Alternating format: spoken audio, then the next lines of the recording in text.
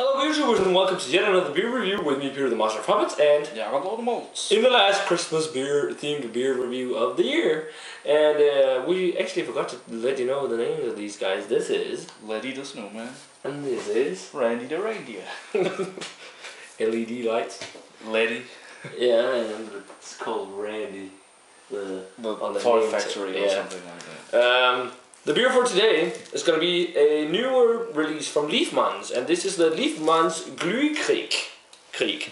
It's a sour ale for the winter time, or for the Christmas time, and it's on 6%, and the thing about this is that it's inspired by gløgg, as it's called here in Denmark and Sweden and Norway, or mulled, I think it's mulled or mulled wine, it's called in English, which is a wine you heat up. It's made with spices, and then you put in raisins and almonds. Yeah. This, you're not meant to put almonds or raisins in this though, but you can heat it up to 70 degrees and drink it warm. So we're actually going to try that with a traditional Danish dish you have with this type of wine, which is Æbleskiver, or Æbleskiver, some apple slices. No, Æbleskiver. I think that's how they pronounce it in America and around the world. But it's a real nice Christmas dish, and this is going to be the first time I have it this year. It's a nice Christmas dessert kind of thing. Yeah.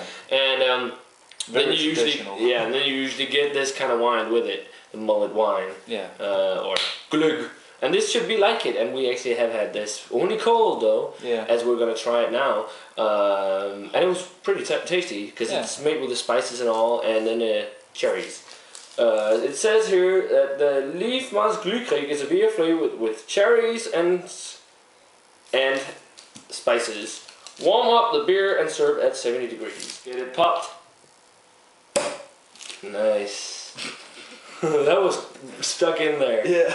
Not really any head, a light pinkish head. It's looks like a mullet wine color-wise. It's got that dark reddish kind of color, lightly amber. Yeah. Check out the aroma. It smells just like mullet wine. Yeah. That is so awesome. That is so awesome. Oh, this smells so Christmassy. Yeah. This is like this year's Christmas in a glass beer. Nice cherry note, some vinous character. It smells a little port wine like. A little spices, and you get that sourness as well. Yeah. Oh, it's making my mouth water. Yeah. Nice. It's a good classic sourness indicator that your mouth is just nice aroma of cloves, cinnamon, ginger. Real Christmassy smelling beer. And it smells awesome cold. Yeah. What do you pick up? Almond wine. Yeah, almonds too actually. Yeah. Raisins actually as well. So it's those classical mullet wine or gløgg aromas. It smells like gløgg if you've had that before. And that extra kind of some syrupy notes maybe too, and then the cherries. Not in a bad sense, but yeah. No, it smells quite nice cold. So let's give it a taste cold. Cheers. Cheers.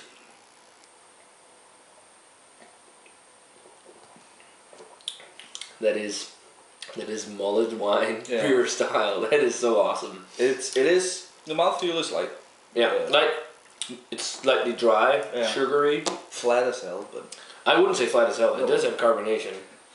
I don't know if hell is flat, but I know it doesn't exist, so it does have carbonation, but it's not the biggest.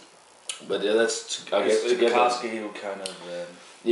And I think that's to get the feel of mullet wine, but the flavor's nice, tart cherry. It's not really tart like a traditional sour ale because they've tried to imitate a mullet wine. The aroma actually indicates more sourness. Yeah, but it's got some of that tart cherry note. Nice amount of spices. The cinnamony, clove, gingery spice there. Raisins, figgy, almonds. Almonds, yeah. It tastes like mullet wine. It's maybe a little bit of a spruce like aroma to it because of all that spice. Oh. That's a can? Yeah. Maybe just a little. Oh, this smells nice. This is one of my favorite Christmas beers this year because it captures the essence of Christmas. At least according to Danish tradition. Yeah. So guys, we're back with the heated up mulled wine, or no, Glühkriek. And in the glass here, it's, whoa. You can see the smoke coming out. We didn't cheat or anything. It's got more of a head now. Yeah. After we heat it up. But it's because CO2 evaporates from Heating it up. from liquids when you hit around 50 degrees, and this was heated to 70, so that's why there's more carbonation. Oh, not carbonation, more head. Okay, let's check out the aroma. Smells like mulled wine. Yeah. It does. Just like it. Now the aroma is much more cherry-like, and little bit of alcohol, more syrupy.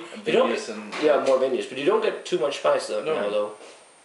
You do get a lot of raisinous kind of smell though. Yeah, dark fruit, dark fruit yeah. kind of.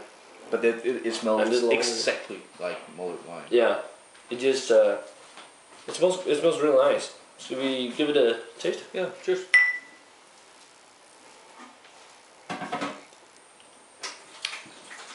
That tastes like mulled wine. Yeah. The almond is actually the first thing that hits you now that it's heated up. Yeah. I think we should have put raisins and almonds in there. That would have been better. That's what you usually do in Denmark. Whatever. A little bit of the phenol alcohol, a lot of cherry, a lot of dark fruit. The spices has faded. Yeah. There isn't much spice anymore, I'd say. What do you take? Yeah, the same, but it is still really good. Yeah, but you get this kind of sugary glacier kind of cloth. Yeah, it's sugary definitely. But I think it's pretty tasty. But I think I preferred it a little cold. Yeah, as you see here, we got Æbleskiver. Æbleskiver? Traditional Danish winter type of dessert or a pastry.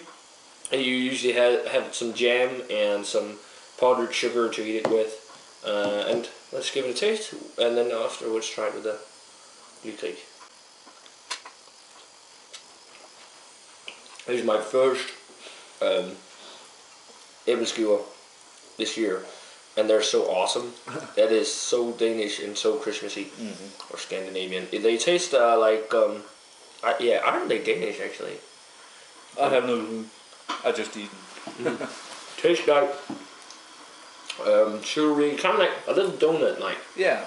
With vanilla, and these are store-bought ones that you just heat up in the oven. We have special like Æbleskiver irons that you have to cook them in, where you just flip them over the dough and then flip them over. Kind of like I think it's takoyaki it's called or something, the Japanese octopus dumplings. But let's give it another go and then try it with the beer. Because I accidentally ate. Yeah.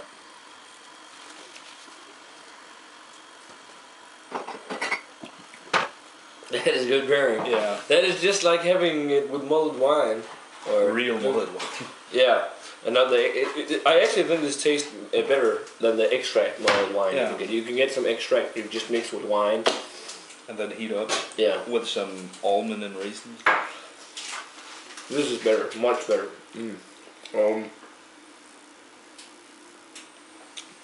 That sweet cherry, dark fruit flavor.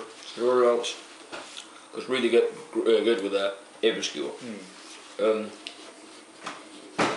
It's the first time we've ever done a dessert pairing on the show. Actually, I think. And I think it's so far already the best one. It pairs amazingly well. Yeah. But it is the tradition, so you couldn't. It's a definite hit. Yeah. If you want to try this, you can find recipes for making Æbleskiver here on YouTube. Actually, I've checked it out, some video tutorials and all. And if you can get this Glühkriek, I recommend you try and make them yourself if you're not from Denmark. And pair them. Yeah, because it's a real nice pairing. Rating wise for me, for the beer, I preferred it cold, to be honest, because it had more flavor if you think beer wise. But if you wanted to pair it with Æbleskiver, I actually preferred it warm because it's more mulled wine like, glück-like, and it's tasty. I'm actually going to give this a 90. This is probably one of the most Christmassy beers we've had in all these Christmas tastings, and I really liked it. I mean, this is a beer that captures again the essence of Christmas, just like the Frosted Frog. And this just feels more Danish than Frosted Frog. But what do you think? I'm landing exactly at 90 as well, and I would say it's a shame we couldn't get the Frosted Frog again. And we get this instead. It's actually quite okay, but this hits the Danish tradition spot on, especially if you take this. And tradition-wise, for me, this is. I prefer this heated up, but as you say, you do get more when it's cold. But it's almost like when you drink it, it's supposed to be hot, heated up to that 70 degrees. Yeah. But yeah, worth checking out, definitely. For sure. So yeah guys, that does it for the review of the Liefmans Glühkriek. Definitely check this out if you can get it in your area. Quite a nice sour ale. And it's not that tart, so I think you'll like this even if you don't like sour beers. Yeah. So yeah guys, that does it for this beer review. A 90 for me and Jakob. We're gonna say cheers. Cheers. And Merry Christmas. And Merry Christmas, and we're gonna see you guys in another beer review without all this Christmas stuff.